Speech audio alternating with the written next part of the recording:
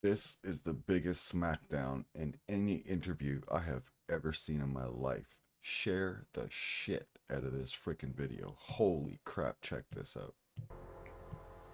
Is there anything positive about this country or everything is bad? Are we the vicious? Are we the evil one? I'm asking you a question. You are journalist covering between Israel and Gaza. Right now, your prime minister has an arrest warrant against him. Okay. By the way, for war crimes, imagine for starving a population. Yep. Your heritage minister, Amichai Lahu, said nuking Gaza was an option and called for methods more painful than death for Palestinians. More journalists are killed in Gaza than in both world wars, Vietnam, the former Yugoslavia, and Afghanistan combined. Let that sink in. According to the Watson Institute's Cost of War project. Let that sink in. As a former journalist and editor, can you explain to us why Israel is killing Palestinian journalists on a mass scale? Is there anything positive about Israel? God. That was so satisfying, wasn't it? Holy crap, that was just beautiful, man. Didn't Gaddafi actually mention something about Zionism in the U.S.? Oh, he did, yeah. What did he say? He was saying that the Zionist influence was keeping the U.S. entrenched in the Middle East to do their bidding, basically. Yep. And he fought against that. So what happens? The U.S. go in and bomb him and kill him. And it seems like just about everything we do. He also said he's going off the American standard petrodollar to do business. So that was another factor. And he also said if his country ever fell, that there'd be a flood of immigrants coming through by the millions. And that's what happened. They have influence over. Mm-hmm. More than we would think. Once you start to see it, you notice it. Mm-hmm. Before you see it the first time, you don't even think about it, right? Mm-hmm. Once you start to notice, then you're like, this is everywhere. Mm-hmm. When I start looking at a lot of the things we've done in the Middle East, at first we say, well, it's because of oil, it's because of this. Even that doesn't always fit. The thing that fits the closest is when you start saying, how does this affect Israel? Iraq was building a huge military force. It would have been a threat to Israel. We need to get rid of that. Libya is growing a huge military. The country was growing. Then we bombed them. Iran? Now we've got Iran. Iran's building a big military. Can't have that, because if Israel tries to move in, Iran will fight them. Well, we'll get rid of it. I don't want to sound like a conspiracy theorist, but the more you look at this, the closer the parts fit. And you start putting all the parts together and you're like, call me crazy, but the data is showing this. Yep. And you start cutting things away and looking at it and you're like, this pretty much leads to one conclusion. The application of power. If you take out Saddam, I guarantee you, the first victory in Afghanistan makes the second victory in Iraq, Iran, and Libya are racist.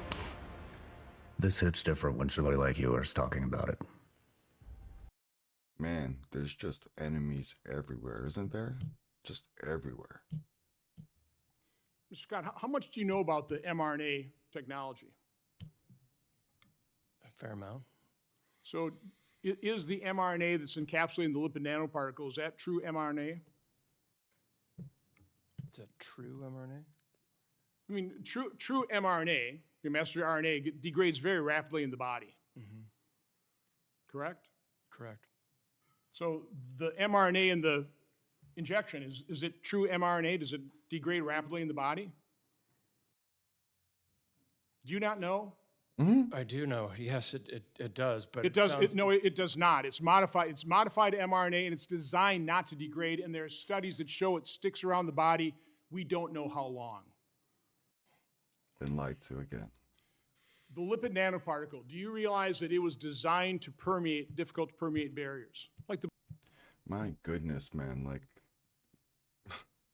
to the people that push for the government and corporations, do you feel how wrong you are now since the Epstein files? How bad the world is, how bad the government is, how bad these corporations are, how bad these bankers are. since the files came out, are you aware yet? And like the pharmaceutical companies, what they did, what the governments did to us, are you aware yet? Like, do you see a huge pattern here? The blood brain, like placenta barrier. Did you know that? Man, this shit just pisses me off. Sorry. Did you believe when Fauci told us that the mRNA shot would stay in the arm? Did you believe that? It's a simple yes or no. I mean, did you believe? Do you believe the COVID injection stayed in everybody's arm? Do you believe that's what happened? Primarily. You think so, huh? This guy. Were you aware of the Japanese FOIA of the study that was conducted at biodistribution, where in rats it biodistributed all over the body, accumulated in the adrenal glands, in the ovaries? Because the lipid nanoparticle is designed to permeate difficult to permeate barriers, they knew, the designers knew, and they did a study that would biodistribute all over the body. But our CDC, Anthony Fauci, said it was going to stick in the arm. Jail. Now, do you know what the mRNA does? It's not a traditional vaccine, is it? Do you realize that?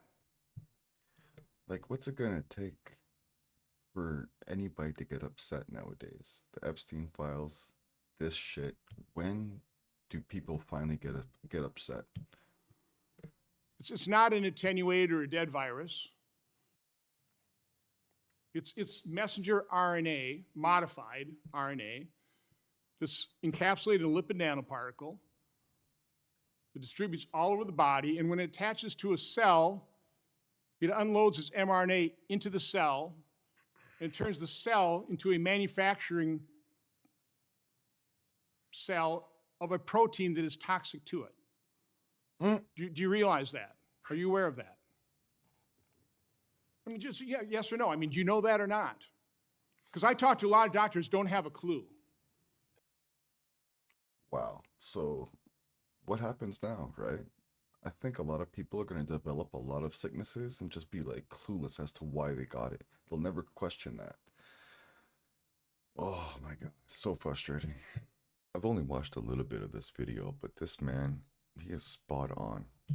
All the fucking Christians that got killed at the Holodomor, they don't even have a fucking plaque for that. They don't give a shit, you know. But how many fucking Holocaust museums do they have? You know, they march every FBI member into the fucking Holocaust Museum. They make every single one of them go to the Holocaust Museum. Really? They don't have to go to the Armenian Holocaust Museum. They don't have to go to the fucking Holodomor Holocaust Museum. They don't have to go to the fucking Bolshevik Holocaust Museum.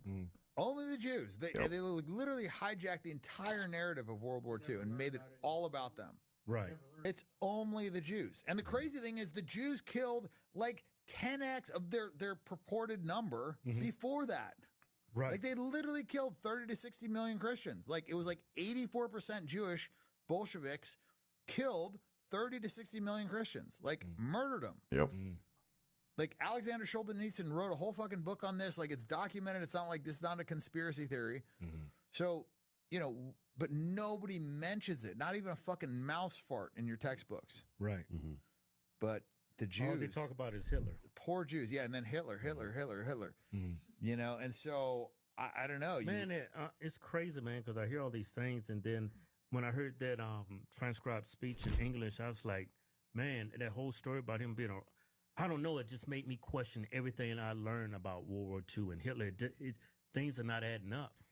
Yeah, I mean, he had a whole policy where if you had, you know, one child that, you know, he would pay for 25% of your house, or if you had multiple child, I mean, he had a whole thing where like he was trying to like encourage community, encourage, you know, family values, remove the perversion.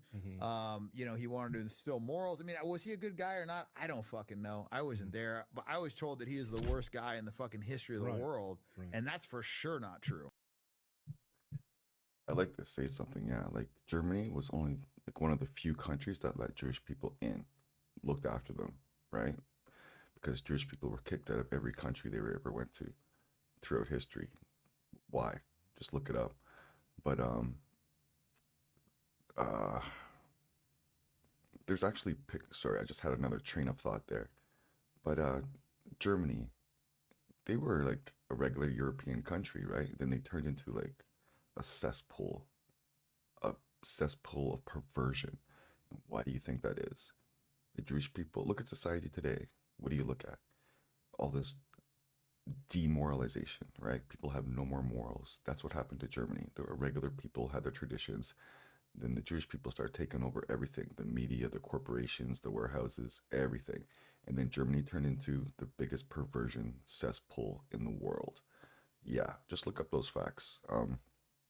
Hitler, what he did was they were like the gay Mecca, they were the perverted Mecca, the S&M Mecca. Every dirty perversion you can think of was coming out of Germany. And who was running all that? The Jewish people. They were doing all that to the German people. Just totally destroyed their whole entire way of life. Yeah, so that's what the people of Germany were fighting back against. All those books they burned. When I was growing up, I was taught those were books of knowledge. You grow up and you find out they were all porn. They were all gay and porn and transgender operation books way back then. Disgusting. I'm not saying gay people are disgusting. I'm saying what people do, what those people did to Germany is disgusting. This is just my personal opinion, but what do you think caused all this immigration? What's the purpose of it all? To me, it's the Jewish people. They run everything. They run your officials. Check your officials. They all have a Jewish hand there. All of them. What they did was open the borders. Why? Because you thought you were helping people, helping refugees, but you just collapsed your own system. So how did that help anybody, right? The goal, first world countries need to be eliminated. They need to be brought down. They need to be brought into chaos and confusion. If you have cultures that have been around for 2,000 years, 1,000 years, they're established. You have to destroy it in order to bring in chaos so you can come in after and control everything. George Soros, he's a Jewish guy. That's what he does for a living. He comes into countries, creates total chaos. They get so bad they have to privatize all their businesses. He comes in, swoops in, and buys up all the businesses after paying for the protests, paying for the demonstrations, paying for the chaos, paying for the social media. And then he comes in after, swoops up and buys up everything. This is the way our society works. Check this out. So they say that by 2030, there will be a majority Muslim population in Europe, and they'll just flat out vote in Sharia law. And it won't just be no-go zones where they take over entire neighborhoods in Paris or around Belgium and London. No, they'll take over entire cities. Yep. Already we're seeing this, right? It's become crazy where we live. They're just everywhere, just bumming in the streets, stealing, robbing, begging. Meanwhile, they get so much money from the government. So we have like a third and fourth class kind of human being in a modern society. They do not fit in. This is a planned destruction to bring us all down, to bring our system down. So we have no roots, no education, no history, no culture, nothing. It's just destroyed. And we're just at the whim, at the voting booths of what these officials say. Oh, we're going to bring this, we're going to make this better, we're going to make that better. Have you seen the chaos? Nothing is meant to get better. And people forget, Egypt was completely Christian for 6 centuries. It's not anymore. All of North Africa was completely Christian for 6 centuries. It's not anymore. All in Turkey, all 7 churches mentioned in the book of Revelation were all in Turkey. And they were all taken over by the Muslim Turks. Constantinople was the largest Christian city in the world. And the largest Christian church in the world for hundreds of years was the Hagia Sophia, and it got turned into a mosque, and so they want to do the same thing with the Vatican. And recently they allowed Muslim prayers in the Vatican, so we see that's headed in that direction. Wow! And the tremendous number of burning of churches in Europe. And if you talk about this, yeah, they're burning churches like crazy. What would be the goal of this, right? What would be the goal? Like, there's countries within countries. Washington, D.C. is its own little corporation, own little country in the United States. London, I forget what their little square is called, but that's their own corporation within England, within London.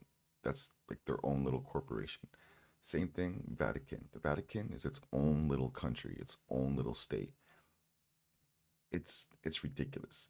We're run by people that are kind of outside of the system, making rules from their own private little states in the countries that we live in. Just think about the logic of that. That's how they can usurp us. That's how they can do so much damage to us, because we don't know these things. We're looked at as a corporation, not individuals, not people. They're there to make money.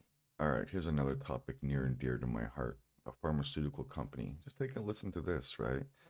Why do you let your kids from birth get the jab? That's not right. Let them build up their immune systems, right? Once you put that in right away, you've just destroyed their immune system. Unreal. And something recently I saw on somewhere, a mother had her baby and the umbilical cord is still connected, right? And they say, leave that because the nutrients are still coming through to the baby and that kind of stuff. It's natural. It's what's supposed to be. But we cut that cord right away, right? It's been shown that nowadays it's better, natural, to leave that cord on. A mother said, don't cut it. The nurse heard her say it and just snipped it right away. These people are monsters, okay? Another thing, abortions. You guys are idiots. You think they do it for the kindness of you, to make you have a better life? No, no, no, no, no. They sell your dead baby to pharmaceutical companies for a profit, to make money. They study all the cells from these babies because those are pure, new, right? Strong. They love studying those things. And you think it's all because of, oh, my rights, my body. No. They're making money off of that shit, you retard.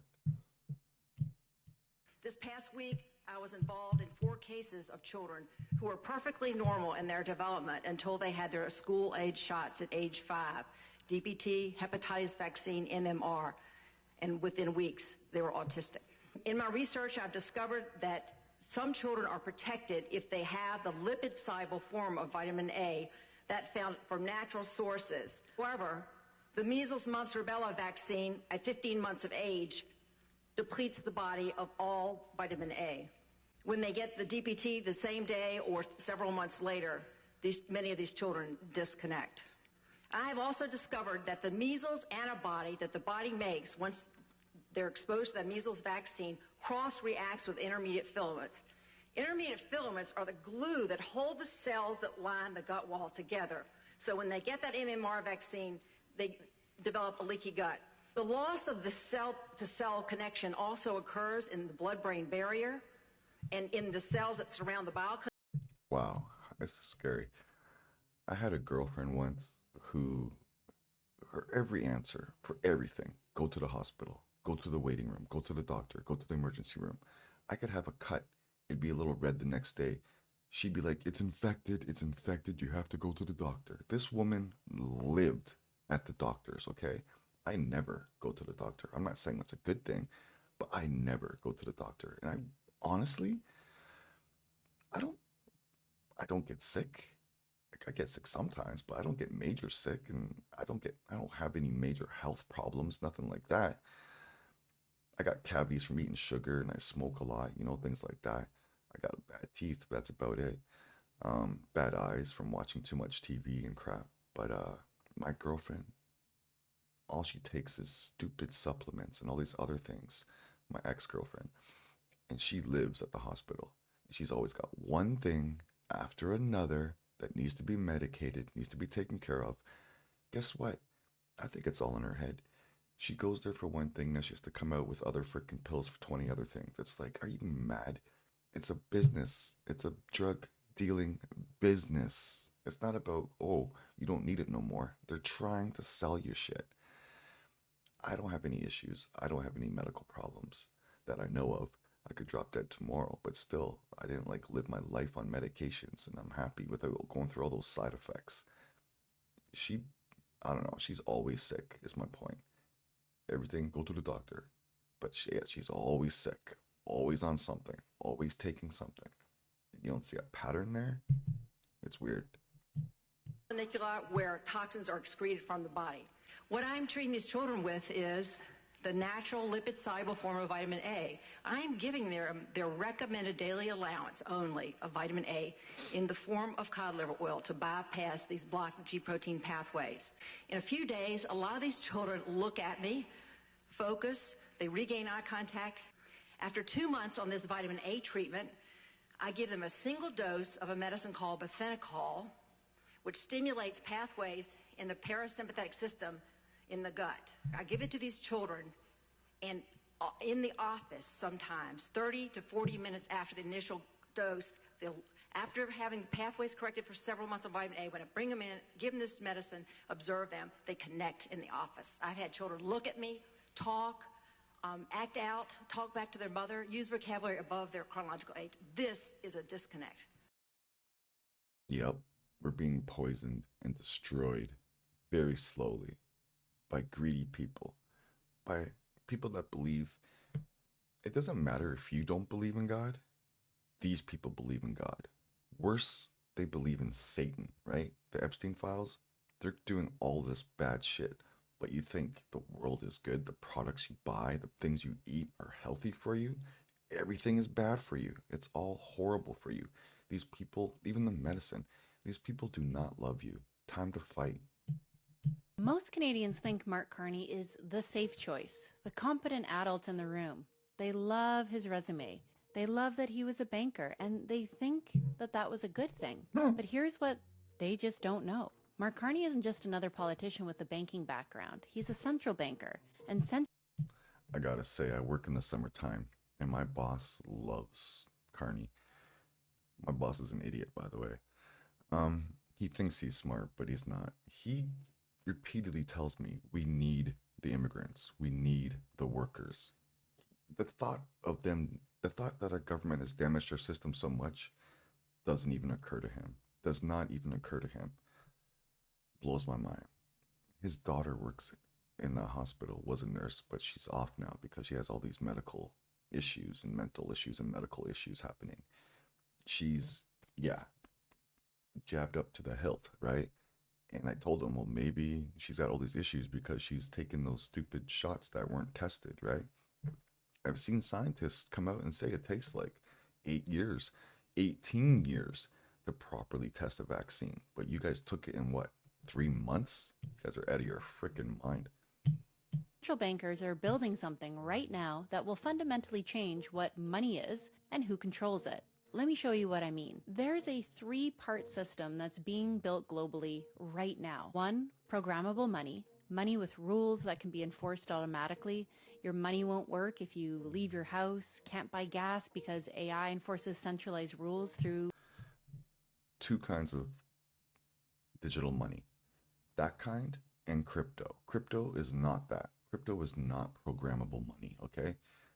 The government wants to program your dollars. So if they see you spending something, it's called CBDC, central bank digital currency, right? It's just a dollar, but on the blockchain. Well, digital, right? And so they have control over it. It's programmable. You were allowed to, if you're eating too much sugar, say you bought too much plastic, you bought too much rubber, you did something that the government didn't like, their new message of help for you in the world, they'll start cutting off your money. It's programmable. It'll see you're buying sugar. It'll say, no, you can't buy sugar. It'll see you're buying something like plastic or whatever. No, we said that's not good for the environment. You've bought too much of that lately. Yeah, or worse, 15-minute cities where you leave a certain area and your money doesn't even work in that area no more. Think about these things. Crypto, decentralized. Check out my links. Get into crypto. Do your own research. If you don't want to use my links, go to the proper sites. Find out what they are. Go there yourselves. Get to the source, right? Be very careful in crypto. Crypto is decentralized, right? Put it in your own wallet. You can buy a crypto wallet. It's like a little USB looking kind of device. Keep your crypto in there. The bank can't touch it. The government can't touch it, right? If you leave it on an exchange, it's like leaving it in the bank. They can just shut your account or whatever. Government can come in and take it. Decentralized in your own personal wallet. Now listen, digital currency is different from crypto, okay? Crypto is decentralized. That whole banking system, centralized. Bankers do not want you to have that kind of freedom. Bankers are fighting right now to ban you from getting interest on your money in crypto. In crypto, there's something called stable coins, which are worth $1, same as the dollar that you have here in your system, the US dollar, Canadian dollar, whatever. But on the blockchain, they're called stable coins. It's just $1. Put your money into that, put it into your crypto wallet, and you earn interest, a ton of interest. And the crypto exchanges, they have 100% backing of dollars.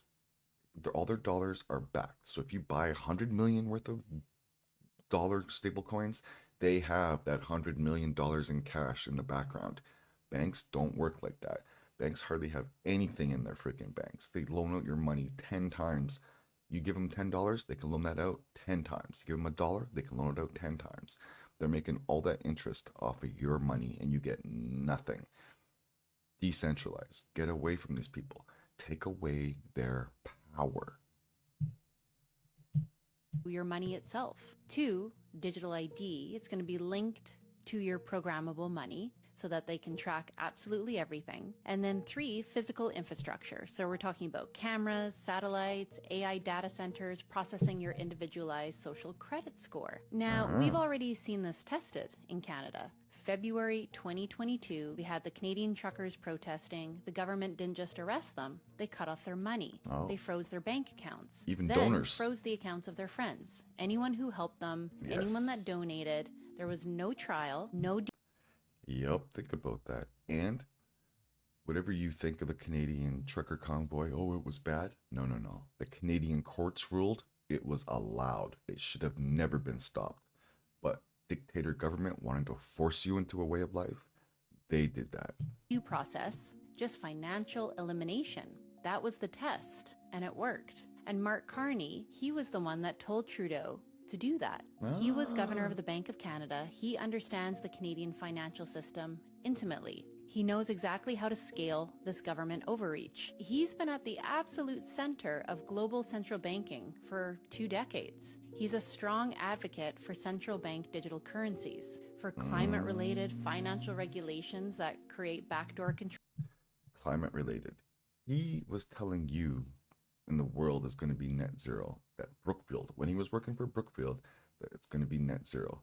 Guess what Brookfield was doing? As Carney's telling you, you're bad. You need to be zero carbon footprint. He's telling you how bad you are for the environment. Guess what Brookfield was doing while Carney was there telling you that you had to stop being bad? They were freaking mowing down the Amazon rainforest at such a rate, Brookfield, that you can see it from a satellite. They're just taking out the Amazon rainforest, but they're telling you, you're a polluter, you're bad. We're going to make you stop polluting. We're going to make you live a life that you don't want so the world is a better place. Meanwhile, as Carney's saying this, the company he's working for is doing so much destruction, you can see it from a freaking satellite. Hypocrites. Control mechanisms. You know, he's not just someone who believes in the system. He's one of the people who's been building it. And here's why Canada is particularly vulnerable. We have a smaller population. It's way easier to implement total coverage. A big chunk of that population is also new immigrants who don't share our same values or have the same desire to keep Canada free and sovereign. We also have only 5 major banks that control everything, a parliamentary system with way fewer checks and balances than the US, including weaker provincial rights than US states. Honestly, Canada is the perfect testing ground. And if Mark Carney gets the majority that he's trying to steal right now, he has exactly the window that he needs. They're pushing to have this all done by 2030. Year 1, mandate digital IDs, launch Canadian digital dollar. Year 2, link digital ID to banking, phase out cash. And Year 3, programmable money rules begin. And by 2030, there's going to be complete control grid set up, ready to go. Catherine Austin Fitts is a former Assistant Secretary of Housing. She said something critical. When you go to an all-digital system, there's no escape. Then they can enforce rules in real time, cut off your money instantly, control your behavior through financial pressure. And look, this isn't about left versus right. Yeah. You want to protest, doesn't matter. They'll just cut you off with a click of a button. Like she just said, they did it to the trucker convoy. And the trucker convoy had every legal right to be there, but your government did not care. They had an agenda to push. They had pharmaceutical companies that they had to make money for. This is about understanding what's being built around us right now. And it's about asking, is Mark Carney the person we want leading Canada through this moment? Because he's certainly not the man to resist the system. He's one of... Yeah, he's the problem. Trudeau, too. I remember Trudeau came out and told said everybody that's involved in the trucker convoy and its supporters are racists and misogynists. If you don't know what misogynist means, it just means somebody who hates women at a level never seen. So I just started seeing all the protesters, right, that are talking about supporting the trucker convoy. All backgrounds, tons of women, but yet they're misogynists. Those women hate women. Those colored people hate colored people. Think, people, your government is your worst enemy. Of the architects behind it. And I see so many Canadians just asking the wrong question. The question isn't whether or not he's competent. The question is, what's his competent goal? at what? The answer Yeah. is implementing exactly the kind of financial control system that turns money into a tool of behavior modification. Look, friends, the door, it's still open. If you don't think there's behavior modification, just look outside your window. Look at your schools. In my last video, somebody got sued because they asked what they're teaching kindergartens. Yeah, they got sued by the teacher board because they're asking too many questions. And the teachers' council told them to ask those questions, to put them in legally. And when they did that, the board had a meeting about suing this person for asking too many questions. This is the people that care for your children, right? And we all know what she was looking for, what was being taught, and we all know what's being taught, right? In elementary, even kindergarten, right? But it's closing. And who we choose to... And who did we talk about put that into our society earlier with Germany? Who's pretty much in charge now? You can't say nothing about? lead us matters more than most people realize. Yeah. Who wants the destruction of our society the most so that they can rule over us?